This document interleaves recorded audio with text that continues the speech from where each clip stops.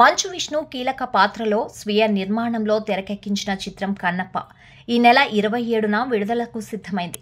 100 కోట్లకు పైగా బడ్జెట్తో తీసిన ఈ భారీ పౌరాణిక చిత్రం ఇటీవల వరుస వార్తల్లో నిలుస్తోంది. తాజాగా ఈ మూవీ చుట్టూ ఓ వివాదం అలుముకుంది. కన్నప్ప చిత్రంలో ఓ పాత్ర తమను కించపరిచేలా ఉందంటూ బ్రాహ్మణ సంఘాలు ఆగ్రహం వ్యక్తం చేశాయి. ఈ నేపథ్యంలోనే శనివారం గుంటూరులో జరిగే ప్రీ రిలీజ్ ఈవెంట్ ని అడ్డుకుంటామని బ్రాహ్మణ చైతన్య వేదిక అధ్యక్షుడు శ్రీధర్ ప్రకటించారు. కన్నప్పలోని ప్రధాన పాత్రలని ఒక్కొక్కటిగా పరిచయం చేస్తూ వచ్చిన యూనిట్ గత ఏడాది సెప్టెంబర్లో పిలక గిలక అనే హాస్య పాత్రల ఫస్ట్ లుక్ రివీల్ చేశారు. ఇందులో బ్రహ్మానందం, సప్తగిరి ఉన్నారు. ఆ పోస్ట్లో చేపకు ఈత, పులికి వేట, కోకిలకి పాట నేర్పిన గురువులు అడవికే పాఠాలు చెప్పడానికి వస్తే అనే డైలాగ్ కూడా రివీల్ చేశారు. అప్పుడు ఏమీ మాట్లాడని బ్రాహ్మణ సంఘాలు రిలీజ్ దగ్గర పడుతుండటంతో కన్నప్ప మూవీపై ఫోకస్ చేశాయి. మోహన్ బాబు కుటుంబానికి బ్రాహ్మణులని అవమానించడం అలవాటేనని, గతంలోనూ తమ వర్గాన్ని ఆ కుటుంబం కించపరిచిందని శ్రీధర్ మండిపడ్డారు. పిలక గిలక పాత్రలపై ప్రీ రిలీజ్ ఈవెంట్లో అయినా క్లారిటీ ఇవ్వకపోతే కోర్టును ఆశ్రయిస్తామన్నారు.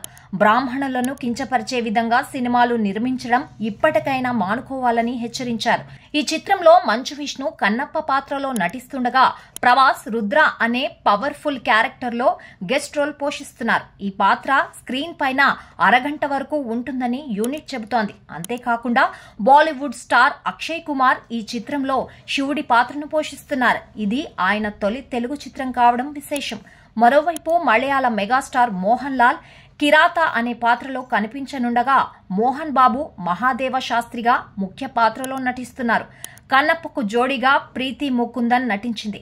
కాజల్ అగర్వాల్ ఈ చిత్రంలో పార్వతీదేవి పాత్రలో కనిపించనున్నారు. ఇతర ముఖ్య పాత్రల్లో శరత్ కుమార్, బ్రహ్మానందం, మధుబాల, ముఖేష్ రిషి, బ్రహ్మాజీ, సప్తగిరి, రఘుబాబు, అర్పిత్ రాంకా, ఐశ్వర్య భాస్కర్ తదితరులు నటించారు. ఇక కన్నప్ప ఫైనల్ కాపీపై మంచు విష్ణు, మోహన్ బాబు సంతృప్తి వ్యక్తం చేస్తున్నట్లు టాక్.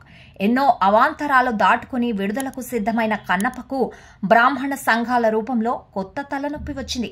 ఈ సమస్యలను మంచు కుటుంబం ఎలా పరిష్కరించుకుంటుందో చూడాలి.